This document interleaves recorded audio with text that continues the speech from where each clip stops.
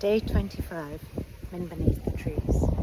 Today I thought I'd pay homage to this very unwell Sideroxylon gum behind me and hope that the lumins out and about might come and shed a few tears and mend it. I am named Barklin, a Balatianing. We came to look at the megal. We don't see many in our forest. We weren't expecting to see pins on his back. Where are you from? Why are you here? I'm named Min Barklin.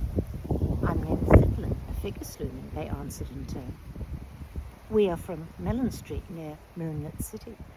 We're journeying with Otlin, the megal, Min said, wondering how much more detail they should volunteer. Her wings pinged just as Otlin opened his eyes to greet the Balatianings, sparing her from having to answer. They bowed their little heads to Otlin, towering above them. It would be a delight to stay and talk with you in your clan log. Unfortunately, we have pressing business to attend to. For now, we wish you good learnings. Min and Fiddlin, we must leave. Min and Fiddlin waved at the huddle of nings and scrambled back under the feathers for cover as Otlin cruised away from the trees. The whirring of his wings and whoosh of the wind was almost comforting to Min now. She watched the canopy of the forest recede into the darkness. What did you make of those little nings, Min? They seemed different somehow. They were very confident for such lumins, Min replied. A long way later, they stopped talking. Min found Fiddlin easy to be with, just like Prinny. I've no idea what the time is, but I need to eat and sleep again, Min yawned. When they woke this time, the pink blush of dawn surrounded them. Holding onto the shafts of Otlin's feathers with both hands, Min poked her head out into the rushing air. Whirling lights! Look at this, Fiddlin, she shouted. It was so spectacular, so beyond anything she'd ever experienced, her skin prickled. She loved watching the sunrise from her mountain gum home, but from this height, the 360-degree panorama was unworldly. She spun around. To the east, to the west, she looked down upon clouds dusted with the faintest pink. To the east, filigreed silver shot through streaks of deep gold on a background of vibrating orange. It's magnificent, she said, throwing her arms up and laughing. Great that it's making you happy, Fiddlin beamed at her. His comment made her realize how miserable and anxious she'd been. Now she felt as light as air. We'll soon arrive to meet the Pinksalt lumins, Otlin called back. He began to glide. What a breathtaking sensation. I wish I could feel this forever. Fiddlin smiled widely in reply, his pale green face daubed with fig seed pink from the melon light, his tousled, multicolored hair flying in the breeze. He looks so pretty, Min thought. I wonder what colors I am in this light.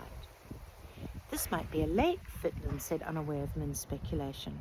He pointed to a large area of pink with a darker patch in its center covered in deep mauve trees.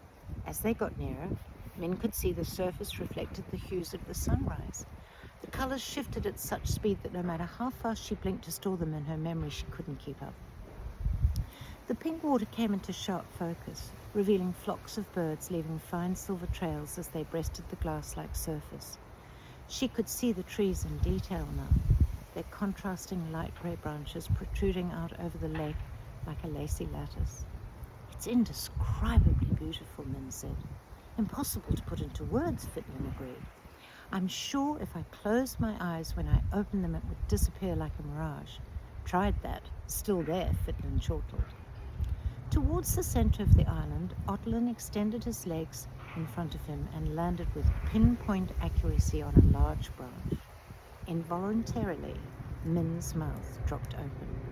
Your mouth is open. You look like a dying silverlight, Flick said tartly. She slammed it shut.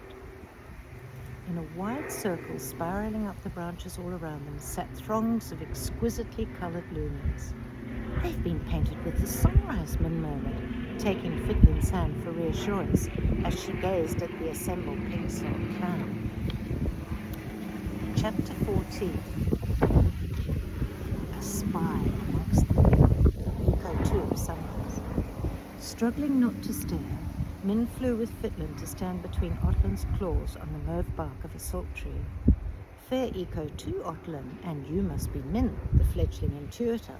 A tall, pink and peach-coloured lucin floated towards her with extended arms, and his palms held upwards in the traditional open greeting.